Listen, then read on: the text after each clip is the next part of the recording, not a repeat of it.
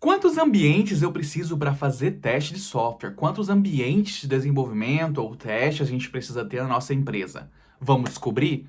Mas antes, não se esquece de se inscrever no canal e já deixar o seu joinha, porque assim você não perde nenhuma das atualizações e também me ajuda a levar essa informação a mais pessoas. Vamos lá?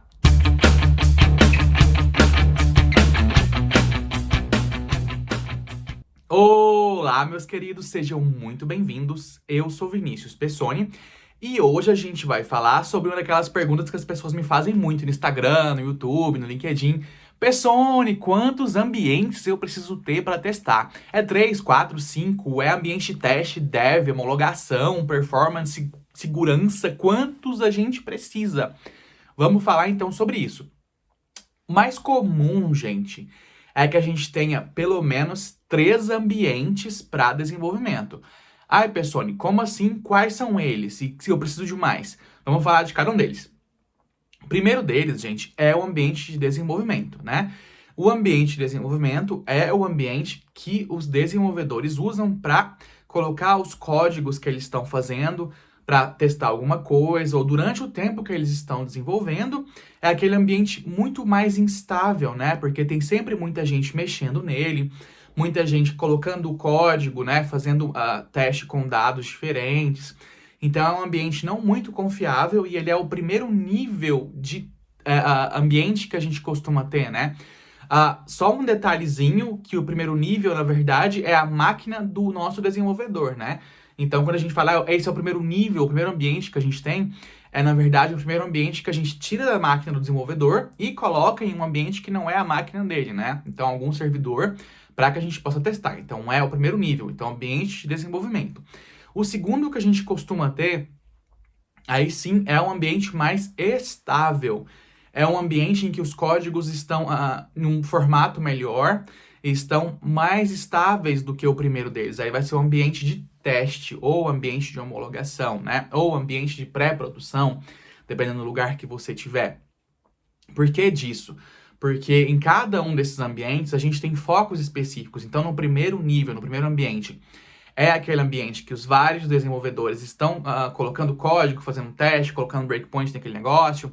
No segundo nível, é algo mais estável. Então, a gente passou dessa primeira fase, dessa primeira rodada de testes. Aí a gente está no segundo nível, que é o ambiente de QA, ou de homologação, ou de pré-produção. E aí é onde normalmente os QAs, ou os testers, ou nós, né, atuamos mais profundamente, porque é nesse ambiente que a gente vai costumar ter versões mais fechadas, né? Então a gente fica, dependendo do tipo de linguagem que você usa, você fecha um pacotinho do que vai para produção, né? Ou se você não fecha um pacotinho, se não é uma linguagem que você precisa fechar um pacotinho de coisas, você pelo menos já coloca aquelas funções que você espera que vá para produção. Então, o ambiente de homologação, ou de pré-produção, ou de QA, costuma ser um ambiente mais estável, então é mais confiável. E dependendo do lugar que você for também, esse ambiente vai parecer mais com a produção do que o ambiente de desenvolvimento. Ai, Pessoni, como assim? Em que sentido? Ele vai aparecer em questão de configuração, ele vai aparecer em questão de dados, né? Em muitos lugares você pega uma cópia dos dados de produção e coloca nesse ambiente de QA para poder testar com os dados mais parecidos da produção. Ai, Pessoni, o que é produção? Produção é o software que os nossos usuários usam, né? É o ambiente que de fato está colocado para o mundo usar, né? Então, quando eu falo 3 ambientes, eu falo de desenvolvimento, né, QA e produção. Pessoal, a gente faz teste em produção, a gente tem uma outra discussão muito maior do que essa para falar sobre isso. Comenta aí embaixo que eu faço um vídeo sobre isso. Pessoni, a gente faz teste em produção ou não? Porque eu acho que é um assunto super legal, e especialmente com o Netflix fazendo alguns testes específicos aí que a gente chama de Chaos Testing ou de Monkey Testing, enfim, dá uma pesquisadinha aí, mas comenta aí embaixo para eu fazer um vídeo sobre isso, se você quer que eu faça um vídeo sobre isso. Continuando.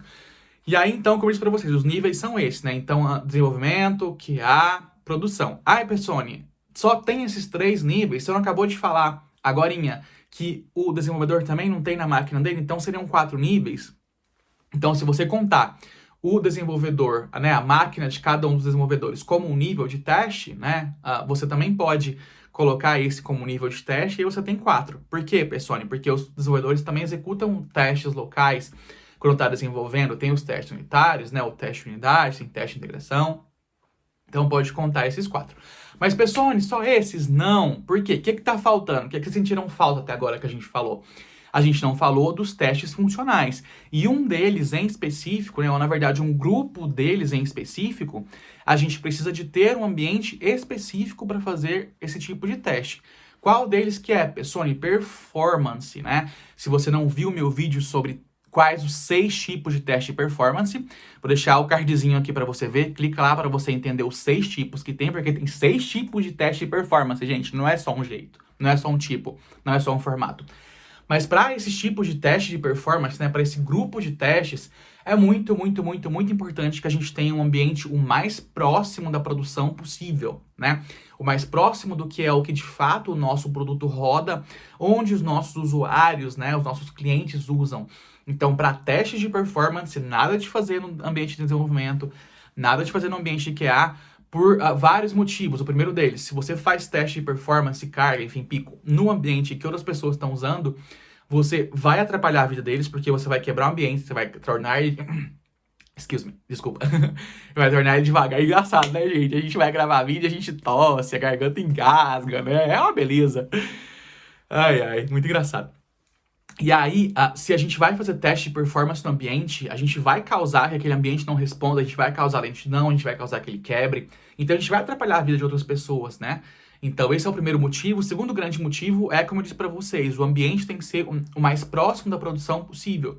E ambientes que são iguais à produção são caros, né? Então, você não vai manter diversos ambientes iguais à produção. Se você está pagando soluções de cloud, né, igual a AWS ou do Google, você paga pela quantidade de coisas usadas, né, quantidade de recursos usados. Então, muito provavelmente esse ambiente de performance vai ser um ambiente mais caro e, se possível, você vai instanciar ele só na hora que você for usar, porque você vai pagar pelo uso dele, né?